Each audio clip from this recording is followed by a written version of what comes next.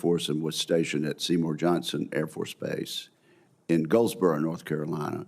You would agree, would you not, that Eastern North Carolina barbecue is far superior to Lexington type barbecue? I would ask you not to answer the question, sir.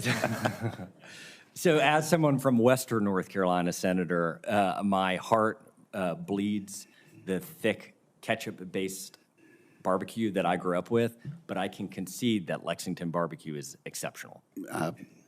Well, there's no accounting for taste, but a pretty good answer. Senator Hirono. Thank you, Mr. Chairman.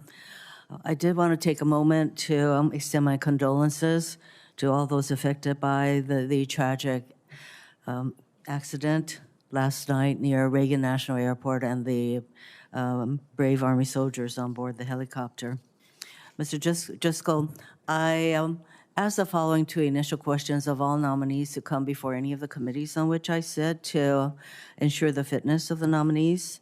Since you became a legal adult, have you ever made unwanted requests for sexual favors or committed any verbal or physical harassment or assault of a sexual nature? Never. Have you ever faced discipline or entered into a settlement relating to this kind of conduct? Never. Mr. Driscoll, several of the critical training areas that the Army uses in Hawaii are leased from the state, including Pohakaloa, and the leases are set to expire in 2029. These leases are vital to ensuring military forces can adequately train in the Pacific. However, the land involved also holds cultural significance to the Native Hawaiian community. How do you plan to approach these important lease renegotiations, and will you commit to engaging in good faith with state officials and the community to ensure that the leases are negotiated in a way that is fair to the state, the people of Hawaii, and the military? Senator, this is an incredibly important issue, not just in Hawaii, but in all the places we engage with the community and sign leases.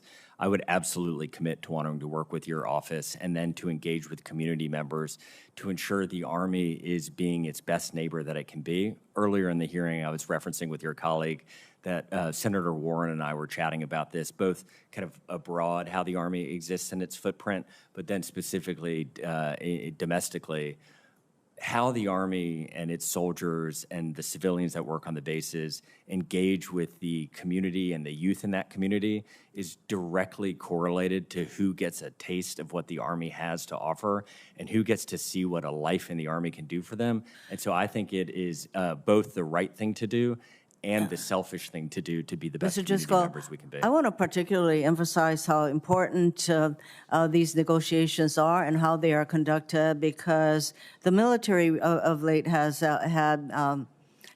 been criticized for what happened at Red Hill, basically involving the Navy. But as far as the community is concerned, what happens to one service is something that impacts all of the other services. So it is really critical that you engage with the community.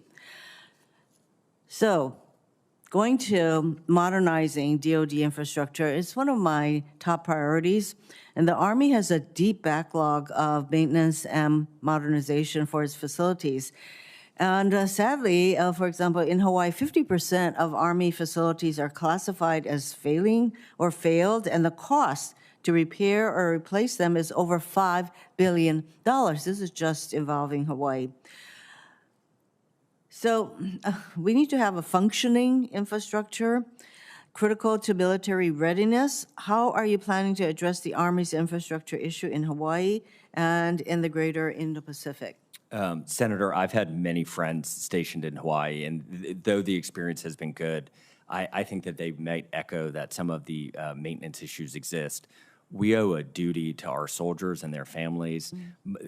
My daughter, my 6-year-old Lila, is named after my E6's daughter, Lila. She lives on military. So, Mr. Driscoll, my time is running out, and so what I am getting from you is that there is a a commitment to deal with the lagging infrastructure throughout the military and the Army. So I will certainly be holding you to that, should you be confirmed. Let me get to mass deportations. President Trump has already ordered thousands of additional Army soldiers to the southern border. Experts have said deporting over 11 million people, these are the people who are undocumented, will require tens of thousands of personnel, hundreds of billions of dollars, and years to complete. The Army is the primary military service who would be called upon to support a mass deportation order. What impact would deploying tens of thousands of troops have on Army readiness? Senator, my understanding from the outside is that the Army stands by and stands ready to support the president's mission to defend the border. Well, if you and have that to the- deploy 10,000 people or more from the Army to do that, I would say that it is going to impact Army readiness for the other purposes for which the Army is stood up. Thank you, Mr. Chairman.